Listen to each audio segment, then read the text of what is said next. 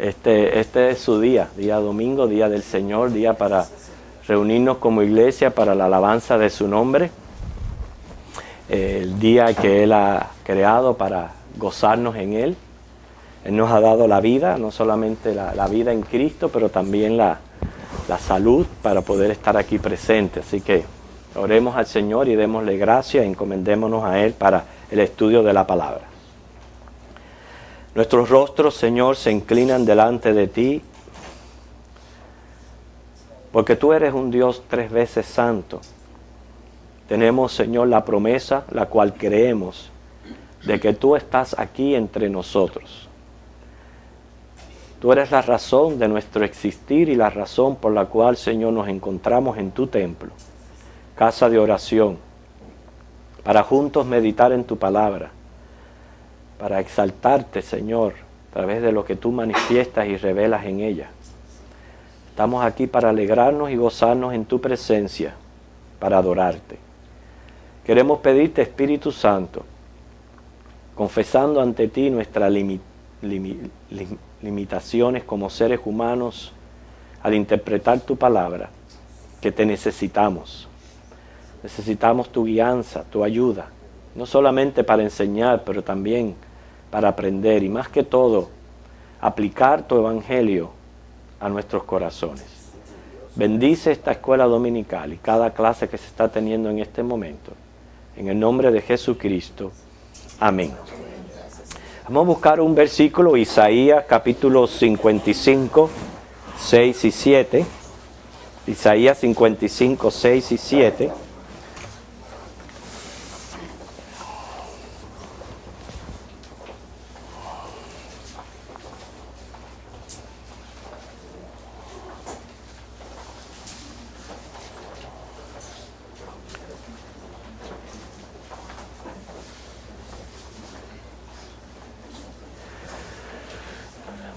En la mente del israelita, en este caso del judío, siempre fue una mente exclusivista, pensando de que la promesa del Mesías era para ellos, como pueblo de Dios que eran, y por ende es el pueblo escogido de Dios. Ellos pensaban de que las promesas eran para ellos, que el Mesías venía a liberarles a ellos.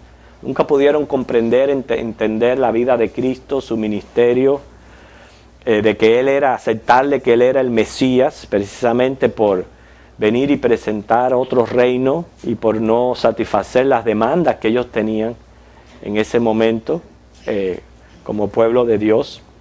Y siempre pensaban de que el gentil, lo cual el extranjero, era ajeno, era extraño, estaba fuera de alcanzar las bendiciones de Dios.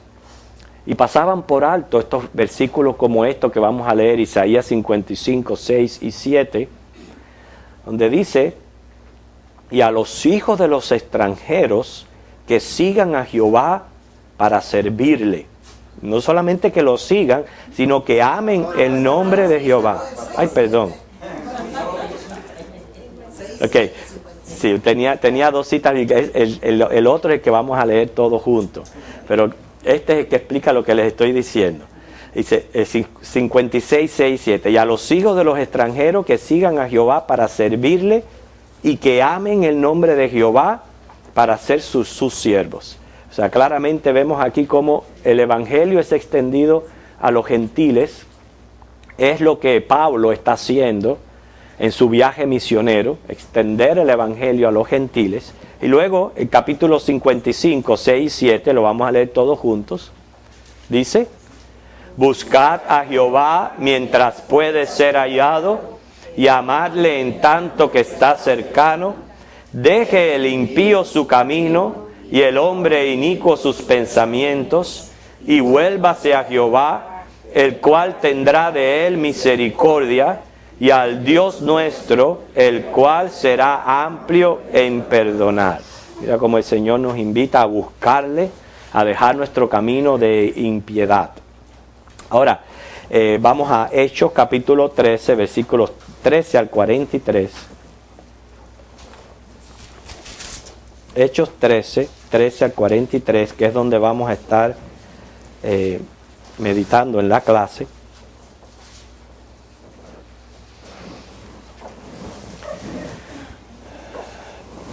Este es el primer versículo donde Saulo comienza a usar su nombre Pablo. Estos dos nombres le fueron dados a él en su nacimiento, porque Saulo era el nombre judío y Pablo es su nombre romano o gentil. Entonces, como judío, él usaba su nombre Saulo, pero ahora él comienza a usar Pablo. ¿Qué tiene que ver este cambio de nombre o el uso de este nombre que fue dado a él? El hecho de que él ahora iba a ser el apóstol a los gentiles. Él iba a comenzar a ministrar a la gentilidad, precisamente a los extranjeros que estuvimos viendo en Isaías. Y él comienza a usar el nombre entonces de Pablo. Pero estamos siguiendo la trayectoria del primer viaje misionero que hiciera Pablo. Y dice que habiendo zarpado de Pafos. ¿Recuerdan ustedes algo notorio que sucedió en Pafos? Ellos tuvieron un recorrido largo, pero Lucas, en el relato que él nos está haciendo en Hechos, no puede contarnos todo lo que sucedió. No puede contarnos todo lo que hicieron los misioneros, solamente algunas cosas sobresalientes, importantes, que el Espíritu Santo quiso que estuviera como palabra inspirada en las Escrituras. Entonces, ¿qué fue lo que sucedió en Pafos? ¿Ustedes recuerdan? Vivía allí. Ajá, vivía el procónsul allí. ¿Qué sucedió allí en casa de...? Pero había un mago, ¿okay? que era el consejero del procónsul.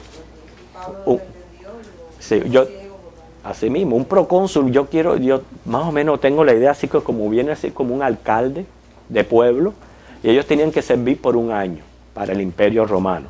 O sea, el procónsul de la isla vivía ahí en Pafos, y allí estando en Pafos fue que Pablo lo visitó. Este hombre estaba siendo aconsejado por prácticamente un hombre endemoniado, y vemos el poder de Dios liberando a este procónsul. Así que de allí es que sigue la trayectoria. Dice que arribaron a Perge de Panfilia. Voy a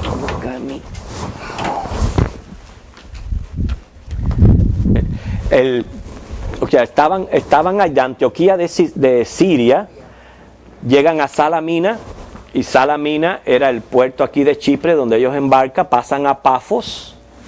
Aquí fue donde fueron a la casa del procónsul, y de Pafos fueron hasta Perge.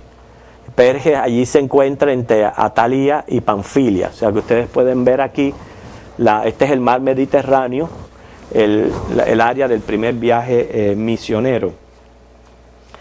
Panfilia era una provincia de la costa meridional de Asia Menor. Y al norte se encontraba Pisidia, al sur el Golfo del Mar Mediterráneo. Ustedes pueden ver al este Cilicia y al oeste Licia. Y en Panfilia habían muchas comunidades judías en toda esa área de allí. Y Perge era la capital de Panfilia.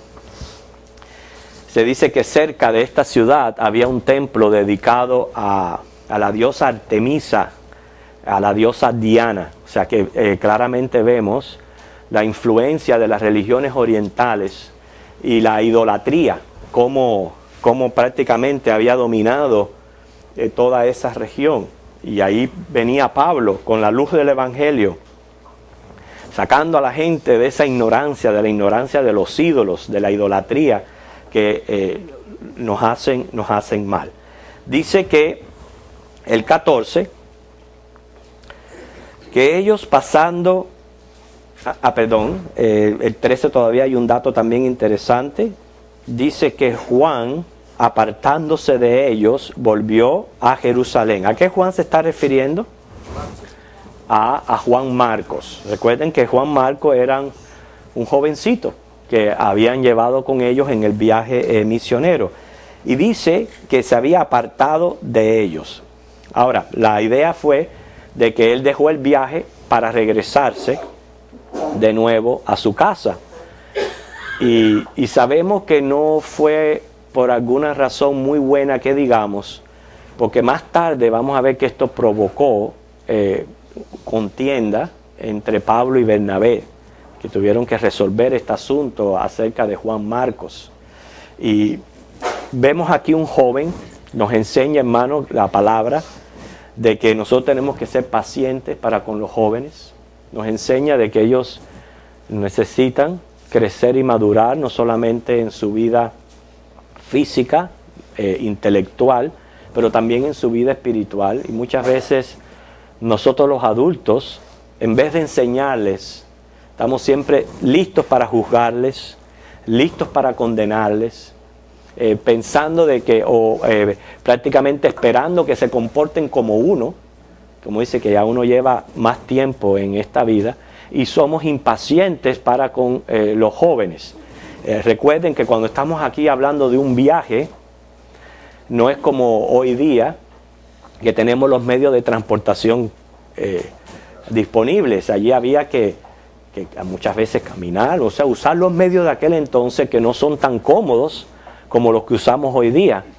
Y este era un joven que quizás no había visto el propósito de todo aquello, no tenía todavía en su corazón el amor hacia lo que se estaba haciendo, y se cansó. Puede ser que se haya cansado, puede ser que el caso fue que él regresó a su casa y los dejó, y después provocó un problema para el próximo viaje misionero. Ahora, de Perge se dirigen a Antioquía de Pisidia. No se pueden confundir las Antioquías, hermanos. Recuerden que varias ciudades se reciben el nombre de Antioquía. Está Antioquía de Pisidia, que ustedes las ven allá arriba. De Perge van hacia Antioquía de Pisidia. O sea, podemos imaginarnos a estos misioneros llegando a los lugares, haciendo lo que comúnmente hacían, visitar las sinagogas y seguir adelante predicando el Evangelio. Ya repito, no puede Lucas darnos detalle de todo lo que hicieron ellos en todos los lugares, sino solamente los rasgos más sobresalientes. De Perge van a Antioquía de Pisidia, que es diferente al lugar donde ellos salieron, Antioquía de Siria, allá donde se encuentra en el mapa. Y entraron en la sinagoga un día de reposo, dice, y se sentaron. Era costumbre hacer esto, llegar a un lugar y visitar las sinagogas de los judíos. El Evangelio iba a los gentiles, pero recuerden que siempre el deseo de Dios era que llegara al pueblo de Israel, a los judíos, aunque los rechazaron, muchos no los recibieron, pero el Evangelio iba primero a ellos. Y Pablo lo que hacía era usar esta táctica de visitar las sinagogas donde se reunían los judíos el día sábado.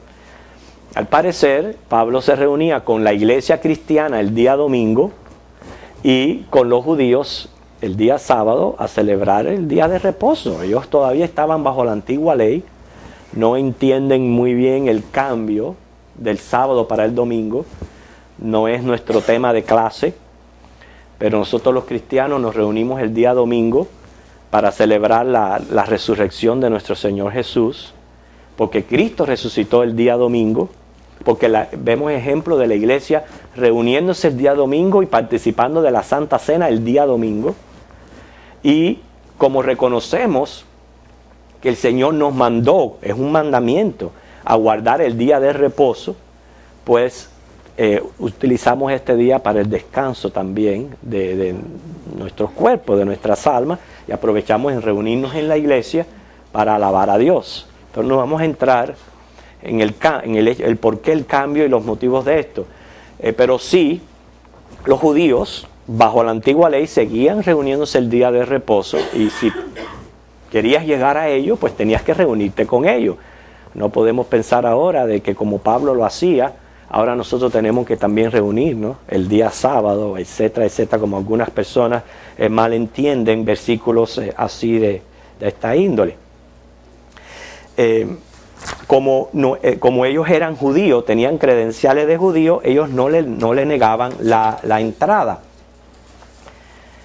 Y dice el 15, y después de la lectura de la ley y de los profetas, los principales de la sinagoga mandaron a decirles: varones hermanos, si tenéis alguna palabra de exhortación para el pueblo, hablad.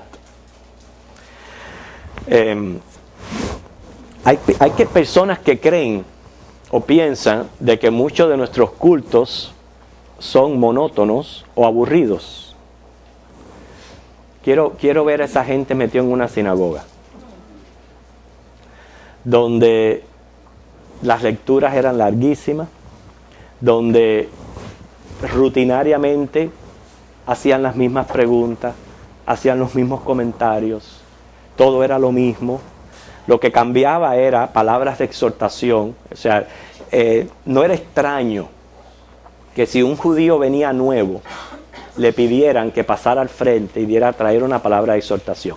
No había peligro, no había por qué temer, era judío. Y como era judío, no iba a hablar de otra cosa que no fuera la ley y que no fuera de Moisés. Posiblemente usar otro pasaje bíblico para apoyarse, otras palabras diferentes. Pero por eso los invitaban con toda confianza, algo que yo no haría, que viniera cualquiera nuevo y le dijera: hermanito, venga, díganos una palabra de exhortación, porque quién sabe lo que nos va a decir. Pero en aquel tiempo no, todos eran judíos, todos no iban a hablar otra cosa que la ley, no había por qué temer. Y después de seguir aquella rutina, ellos hacían esto. Hermano, me causa atención que usted sabe que este fue el tipo de experiencia eclesiástica que tuvo nuestro Señor Jesús, el ir a las sinagogas. Dice Lucas capítulo 4, no lo busquen, estamos hablando más que referencia, del capítulo 14 al 19, que Jesús solía ir a las sinagogas y reunirse como judío con los judíos, y que en esa ocasión de Lucas a Jesús lo invitaron a traer la exhortación, y fue cuando él habló del pasaje de Isaías, cuando él dijo: yo he venido para dar libertad a los oprimidos, a dar libertad a los cautivos, a predicar el año agradable del Señor. O sea, noten que Jesús, esto fue lo que él hacía allí en tiempos de Jesús. Hermanos, las partes de un culto siempre son iguales. Usted no puede esperar otra cosa cuando usted va a una iglesia. Hoy día, como la iglesia está compitiendo prácticamente con el mundo del entretenimiento, porque eso es lo que tenemos alrededor: televisor, videos, computadoras.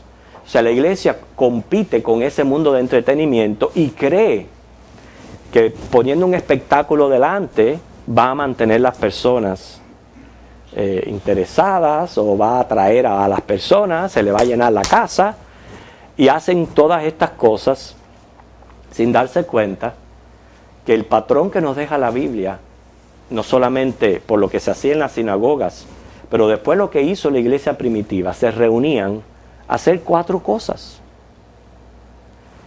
Se reunían a cantar, se reunían a orar, a leer las escrituras y a escuchar palabras de exhortación. Esas eran las 4 cosas que hacía la iglesia primitiva.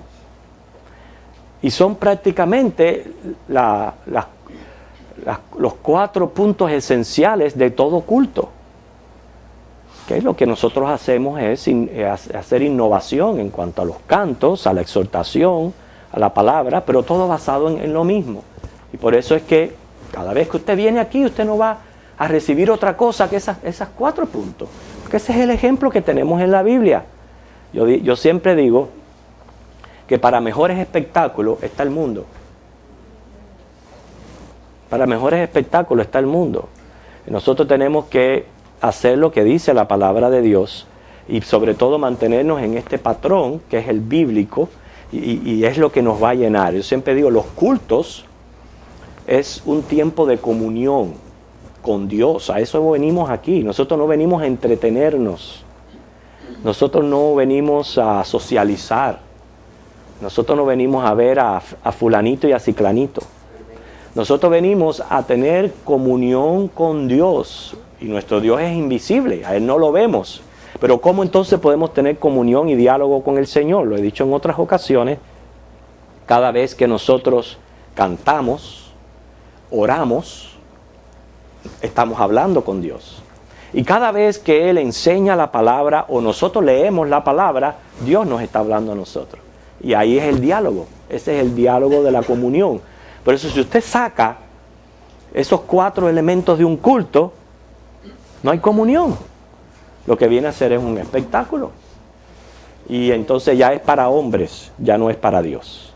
Entonces, vemos aquí que a ellos los invitaron a pasar adelante y traer una palabra de exhortación, lo cual era común y costumbre de aquel entonces.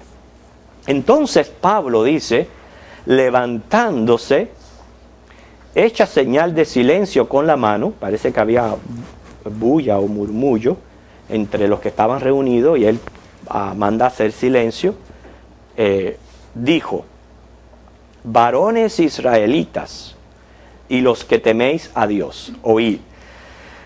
Importante para ellos era recordar estas cosas. Ellos estaban lejos de su tierra, ellos estaban allí en Antioquía de Pisidia, por alguna razón tuvieron que abandonar a Jerusalén o abandonar su tierra donde ellos vivían y se encontraban lejos de su tierra. Y escuchar estas palabras, este llamado diciéndole varones israelitas, es como cuando nosotros se nos menciona nuestro país, ¿verdad? Como nos alegra el rostro cada vez que, ¿verdad? Que se menciona Costa Rica. Como dice mi esposo, se me hincha el pecho. Ah, bueno, y Colombia, y a ver otro pueblo, Puerto Rico, Cuba, ¿qué otro pueblo hay aquí? Guatemala, Perú, Ecuador, ¿cómo es? Tahuano. ¿Qué otro pueblo hay representado aquí? ¿Verdad? Santo Domingo. Mira, se me olvidó el país de mi esposa, me mata. Cada vez que se menciona nuestro país y se nos habla de nuestro país, nos alegra, nos gusta. Bueno, cuando ellos les decían varones israelitas, ya él estaba ya, como dice, captando la atención, la mente, los corazones de aquellas personas que estaban reunidas allí. Y comienza a decirles, esto es increíble, hermano, sin bosquejo, sin preparación, nada, fue allí y comienza a hablarle.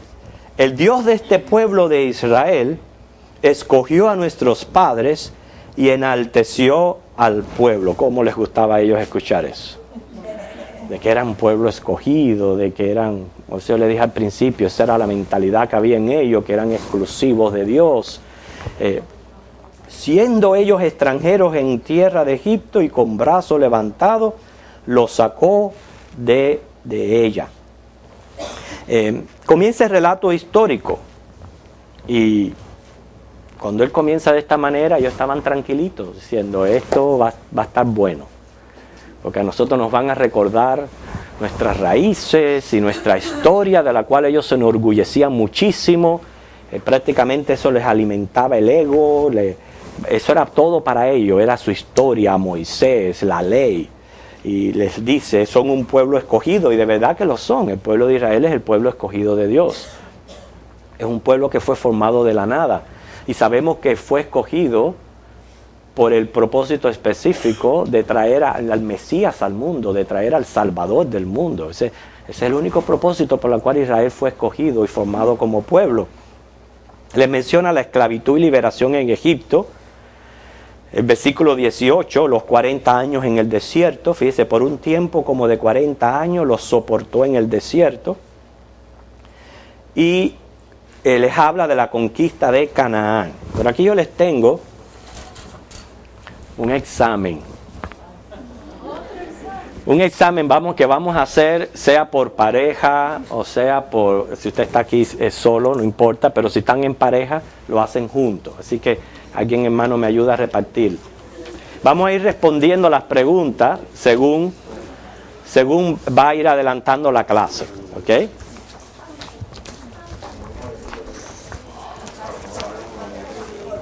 Déjeme uno, hermano.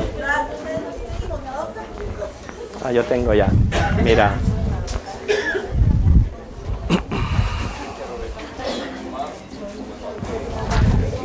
¿Quiénes necesitan lápices? Lápices, mano, okay. Que tengan punta, asegúrate.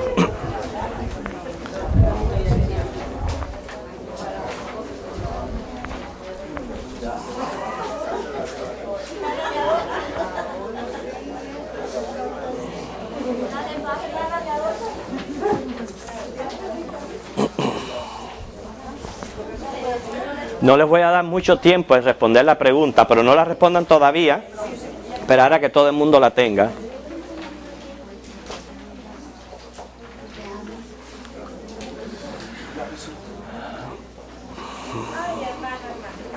Ok, tienen un tiempito pequeño, yo les voy a decir, para mencionar, miren lo que dice Pablo aquí en el versículo que estamos en el 19. Y habiendo destruido 7 naciones en la tierra de Canaán, les dio en herencia su territorio. ¿Cuáles fueron estas 7 naciones que fueron destruidas? Trate de mencionarlas.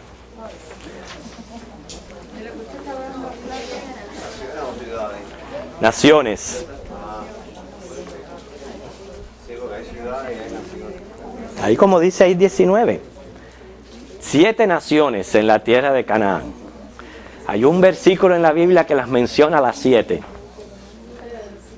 Bueno, esa es la idea. La idea es venir a la clase y aprender. Yo estoy probando sus conocimientos y después les voy a dar la respuesta. Yo no sé cómo usted va a hacer. Yo no le voy a decir cómo va a responder. No sé, busque la Biblia, lo que usted sea. El caso es que tiene 3 minutos. 3 minutos.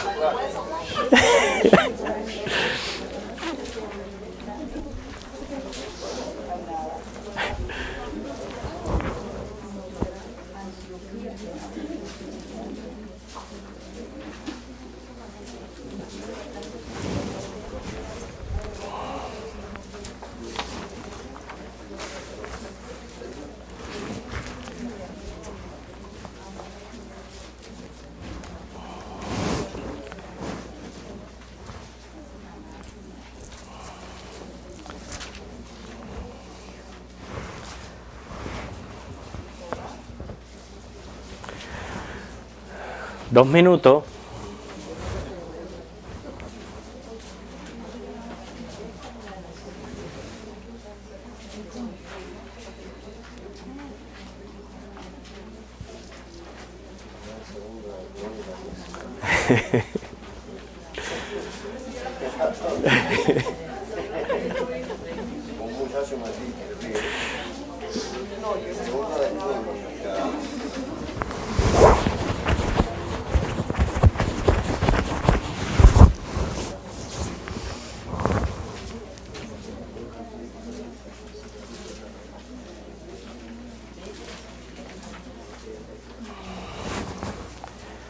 Okay.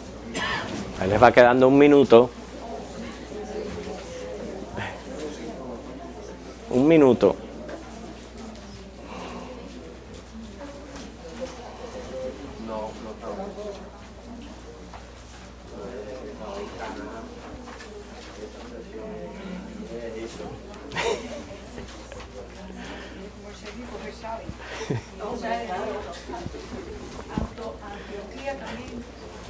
Yo sé. Ya en 25 segundos ya te digo.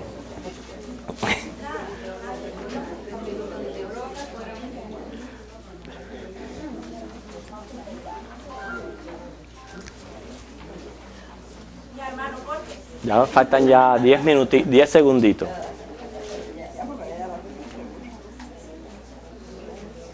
¿Quiénes la pudieron responder?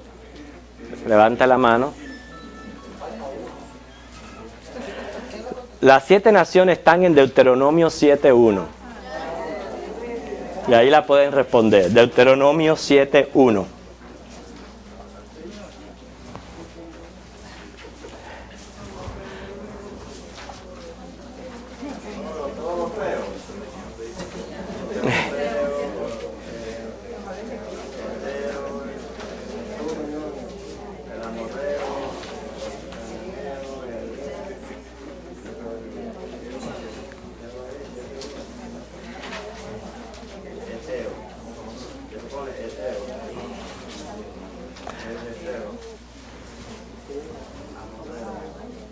Pongan EO y todos los demás.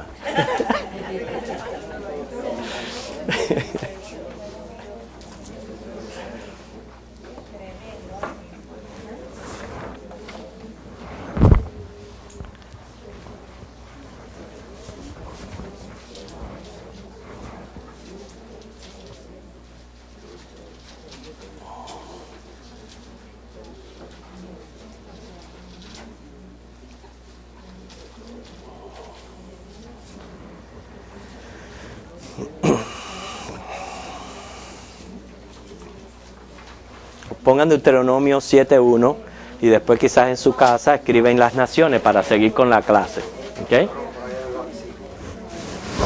eso es lo que iba a hacer yo, Deuteronomio 7.1. Sí, escriban Deuteronomio 7.1 y luego en su casa escriben las 7 naciones. Que vemos cómo el Nuevo Testamento se relaciona con el Antiguo Testamento en muchos pasajes bíblicos. Y continúa Pablo contando la historia. El 20 dice, después, como por 450 años. Noten la palabra como por. No está diciendo y después por 450 años, sino como por 400. Quiere decir que es un número aproximado. ¿Ok? De este número aproximado era simbólico. Lo usaban los rabinos para darle un tiempo simbólico a lo que fue desde que Abraham entró a Canaán, los 400 años en el desierto y los 10 años que duraron las conquistas de Palestina. ¿Okay? Hay varias citas bíblicas que podemos leer. O sea que ellos entran en el 1876 y salen en el 1446 de Egipto. Añádele 40 años en el desierto y 10 el tiempo que duraron las conquistas, que fue destruir estas 7 naciones que se está mencionando en Deuteronomio capítulo 7 versículo 1. Alguien que busque Gálatas 3:17.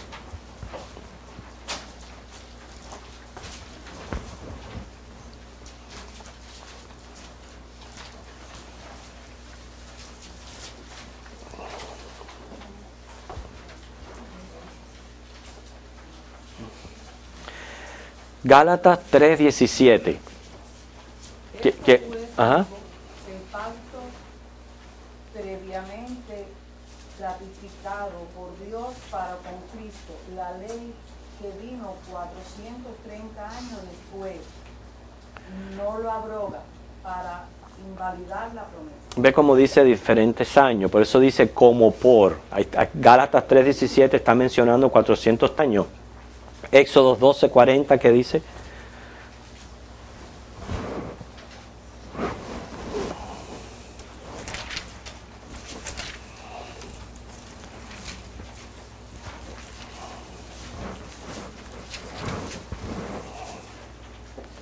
Porque los hijos de Israel habitaron en Egipto fue 430 años. Okay, con 430 años, o sea, prácticamente los Gálatas dice lo que dice Éxodo 12:40, pero ahora noten lo que dice Génesis 15:13.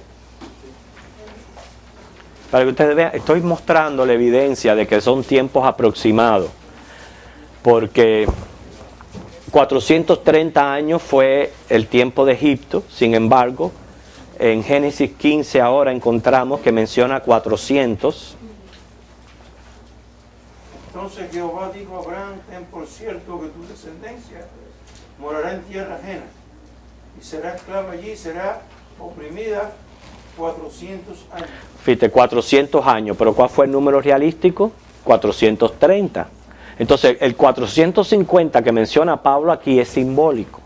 Y es el que usaban en efectivo los rabinos para más o menos descifrar el tiempo en que duró desde lo que es entraron en Egipto, los 40 años en el desierto y 10 años de conquista. Por eso es que valga la aclaración, la diferencia de años que menciona aquí Pablo en el versículo 20, por eso le dice como por 450 años. Ahora les dio jueces hasta el profeta Samuel.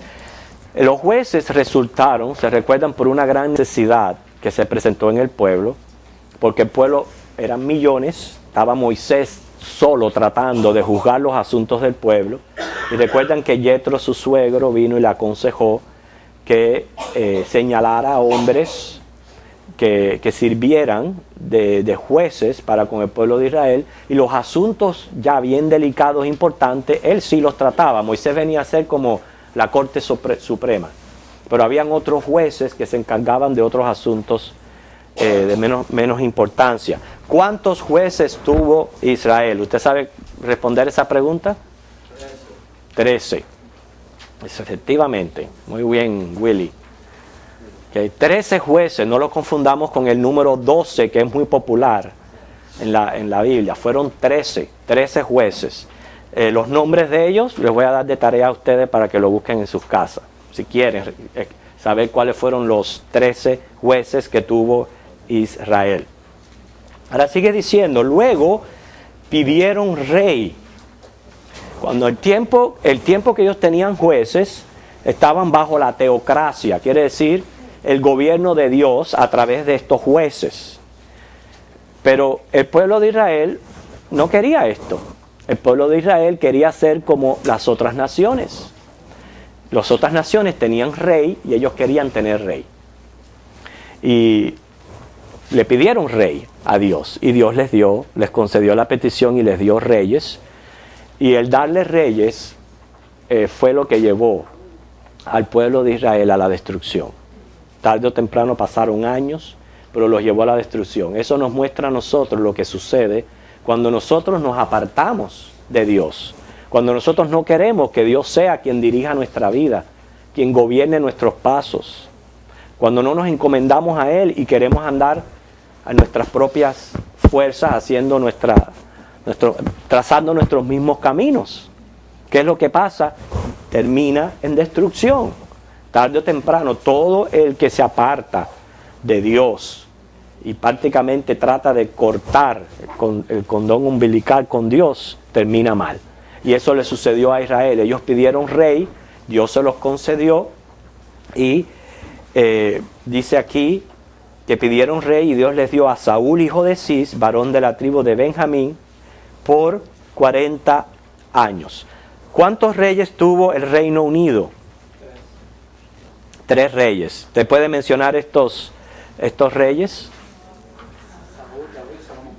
Saúl, David y Salomón. Esos fueron los 3 reyes que tuvo el pueblo de Israel. O sea, eso se le llama el Reino Unido porque estaba la nación, las 12 tribus, siendo gobernadas por un rey.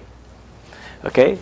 Después viene lo que es que se divide el reino en 2, el reino del norte y el reino del sur, en que se dividieron 10 tribus y 2 tribus. Y ahí comenzó prácticamente el problema, porque muchos reyes hicieron lo malo. Se puede decir que la mayoría hicieron lo malo ante los ojos de Dios. O sea, se apartaron ellos y apartaron al pueblo de Dios. Y vino ¿qué? La deportación, tanto al primer reino como al segundo reino. Pero aquí menciona Pablo de que a Saúl, gobernó por 40 años. Ustedes ven en la exhortación cómo él viene trayéndoles historia, y la historia de Israel es tan rica que yo me imagino que cada vez que se reunían en las sinagogas era para hacer esto, comentar su historia, para él en la memoria las cosas que le habían sucedido a la nación. Hasta aquí estaban todos ellos maravillados. No olvidemos que Pablo era una persona estudiada. Él había estudiado en el colegio de Gamaliel, que era uno de los colegios más reconocidos, y él era uno de los maestros más ilustres de la época.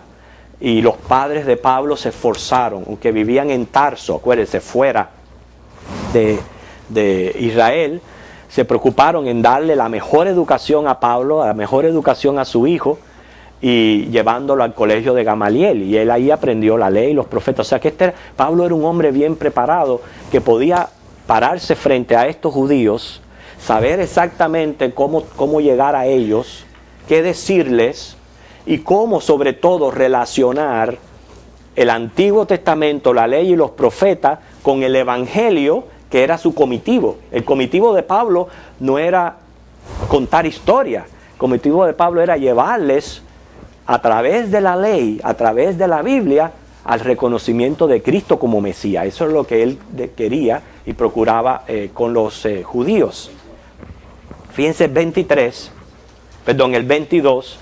Quitado les levantó por rey a David. Por eso la Biblia es tan linda, porque puedes leer historia, al que le gusta historia. ¿Cuántos les gusta historia aquí? Muchos les gusta historia. Pueden ir al Antiguo Testamento y empaparse de toda esta historia de él, que es tan emocionante.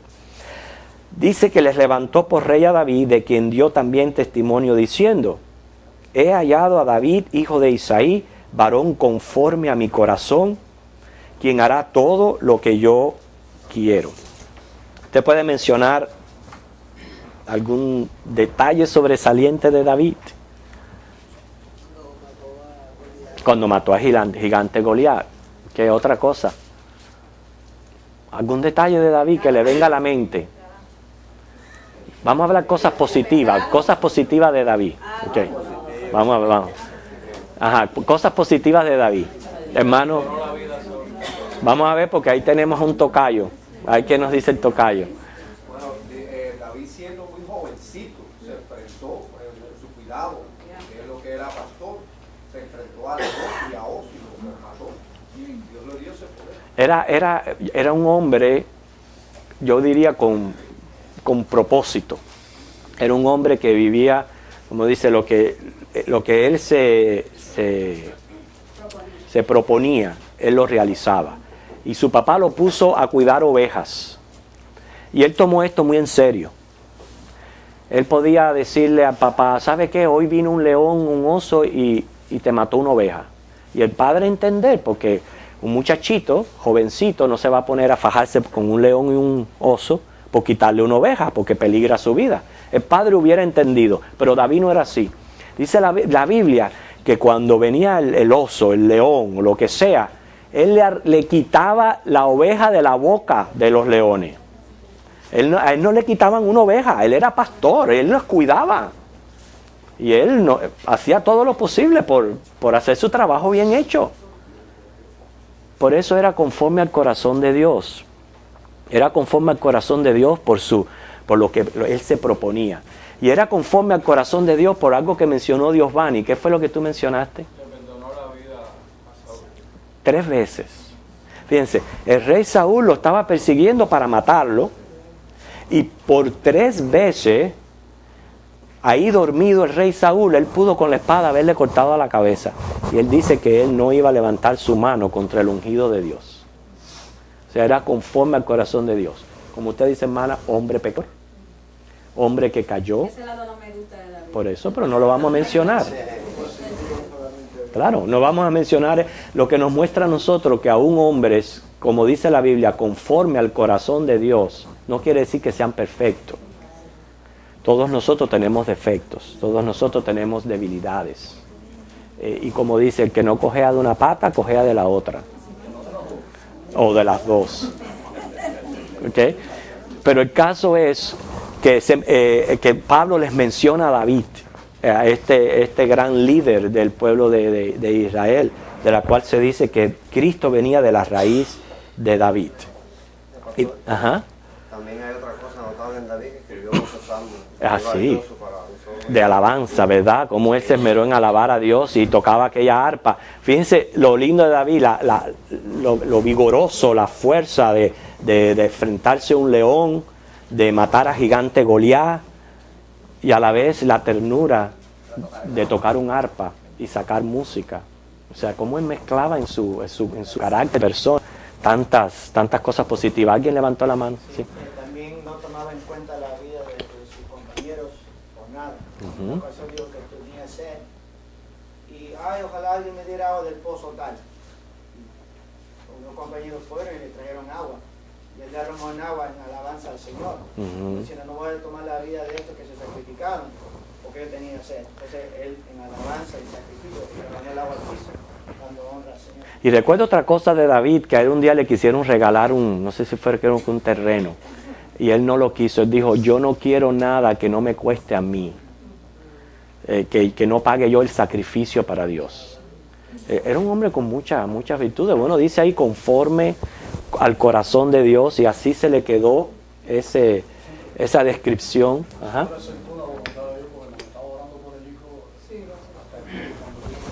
Sí. Y sufrió mucho, sufrió la muerte de ese hijo, sufrió la muerte de Absalón, el que otro hermano le violara a su hija. Él pasó mucho, él sufrió mucho. Mas sin embargo, él seguía, como dice aquí, siendo descrito como un hombre que tenía como el corazón de Dios. Ahora dice el 23, que de la descendencia de y conforme a la promesa, Dios levantó a Jesús por Salvador a Israel. Hasta ahí estaba todo bien. Hasta ahí estaban esos judíos en las nubes, los ojos brillantes.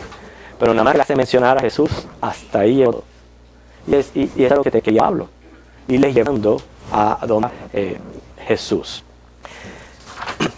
Ya podemos imaginar las reacciones. No se pueden esperar. En los próximos versículos, por ejemplo, el versículo 42, pueden ver las reacciones. Al escuchar el Evangelio, al escuchar mismo, prácticamente, contrarios rechazaron. Dice el 42 que salieron ellos de la sinagoga de los judíos, los gentiles, un gentil que estaba abrazando el judaísmo judío, pero era un prosélito del judaísmo. Dice que los gentiles, por eso que vemos cómo Pablo se convierte en el apóstol a los gentiles, fueron los que reaccionaron positivamente. Les rogaron que el siguiente día les hablase de estas cosas. El Señor los había tocado y cómo deseaban que escucharan hablar más de Cristo. Curioso hablar de David, hablar de otros personajes bíblicos, de contar la historia. Pero hermano, nada se asemeja a hablar de Cristo Jesús. Nada se asemeja a hablar del Evangelio. Hablar de lo que significa Cristo para nosotros. Porque recuerden, Cristo es el protagonista de la Biblia. Todo lo que hay en la Biblia tiene relación con Cristo y con su pueblo. Y por eso es que esta gente que era tocada por Dios querían escuchar más acerca de Cristo y del Evangelio. Dice el 43 que despedida la congregación, muchos de los judíos y de los prosélitos piadosos, ve ahí menciona, esos gentiles que habían allí, que eran prosélitos, siguieron a Pablo y a Bernabé. O sea que también un grupo de judíos creyeron. Quienes hablándoles les persuadían a que perseveraran en la gracia de Dios. Hay muchas cosas que todavía mencionar en este mensaje de Pablo. ¿Okay? Estamos simplemente viendo algunas reacciones del mensaje y el por qué Dios le lleva allí, por qué fue a esta sinagoga. Dios tenía propósito, Dios tenía personas allí para salvar, tanto gentiles como judíos, y valió la pena el haber acercado a ese lugar, el haber salido de Antioquía de Siria, valió la pena de llegar allí. El 24 al 25 menciona a Juan el Bautista. ¿Por qué era importante mencionar a Juan el Bautista? Fíjense, hermana Ginny, léame esos dos versículos, 24 y 25. Antes de su venida, predicó Juan el bautismo de arrepentimiento a todo el pueblo de Israel. Mas cuando Juan terminaba su carrera, dijo: ¿Quién pensáis que soy? No soy yo él, mas he aquí, viene tras mí uno de quien no soy digno de desatar el calzado de los pies. ¿Por qué les menciona Juan el Bautista? Porque este es el cumplimiento de la profecía de cómo termina precisamente el Antiguo Testamento.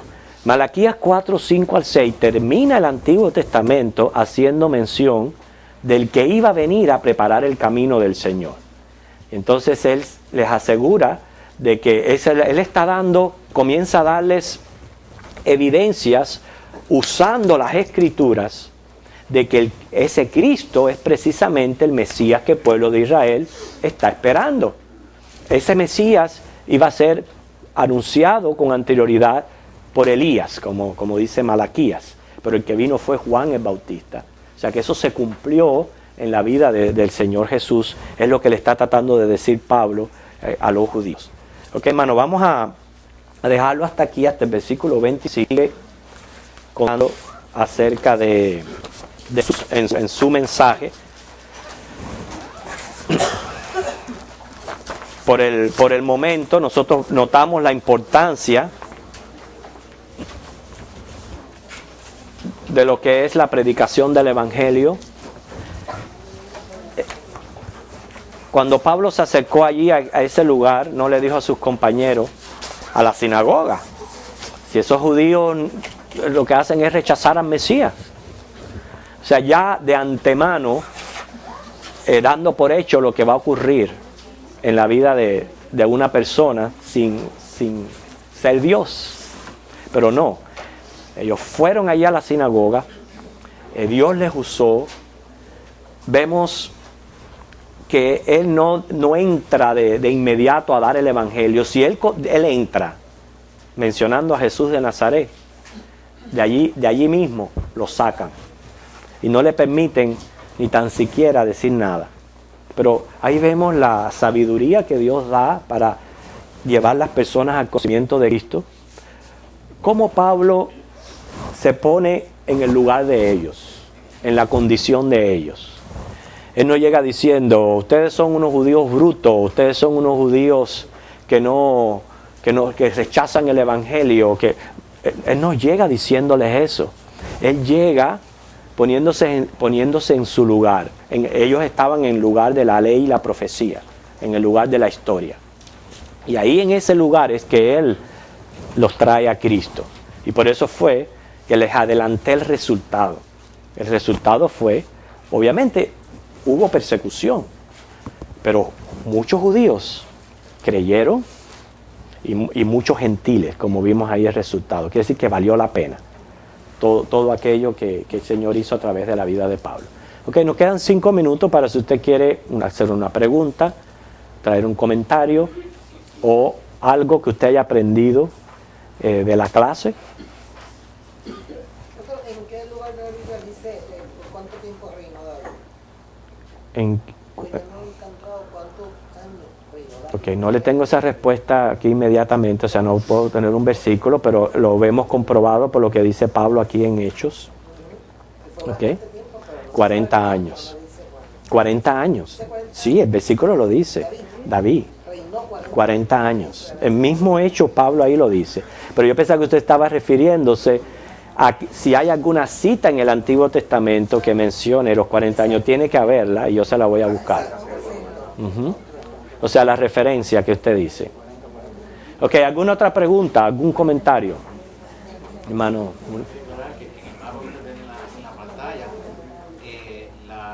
La segunda Antioquía, todo eso es Turquía. Ese mismo Pablo viene de Turquía y él estaba como que regresando casi a su lugar de nacimiento. Sí.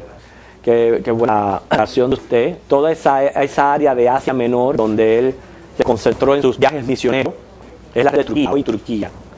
Y otra de las cosas interesantes de Turquía, que las 7 iglesias de Asia Menor, a la cual en Apocalipsis se dirige la carta, es de toda esa zona de Turquía, de toda esa área de ahí. O sea que a las mismas iglesias que Dios formó en los 3 viajes misioneros de Pablo, fue que después le envían las cartas en Apocalipsis. Ok, ¿alguna otra pregunta o comentario? ¿Sí, hermano? Es interesante como el anfiteatro. No tenían que gritar ni alzar la voz muy en alto. Tuve la oportunidad de estar en Italia años atrás y con el simple tono de voz normal, la voz llegaba. El eco. Recuerdo que estábamos sentados allá arriba, la parte más atrás, como si no hace mucho que llegan tarde. No, pero hay gente que está atrás que ha llegado temprano. Sí, yo sé. Con un tono de voz normal, hablaba el día, me escuchaba bien claro. Y los anfiteatros lo hacían con ese propósito de acústica. En los anfiteatros cabían a veces 3.000, 4.000 personas, depende del tamaño porque hay diferentes tamaños. Es bien interesante. Me acuerdo, voy a traer un libro que tengo de inventario. Muy interesante, bastante historia. Gracias, hermano Willy. No, quería darle el texto a la hermana. Qué bueno que usted ya lo tiene, me evitó él. Primera de Reyes 2, el 10 y el 11. Vamos a apuntarlo. Primera de Reyes, claro.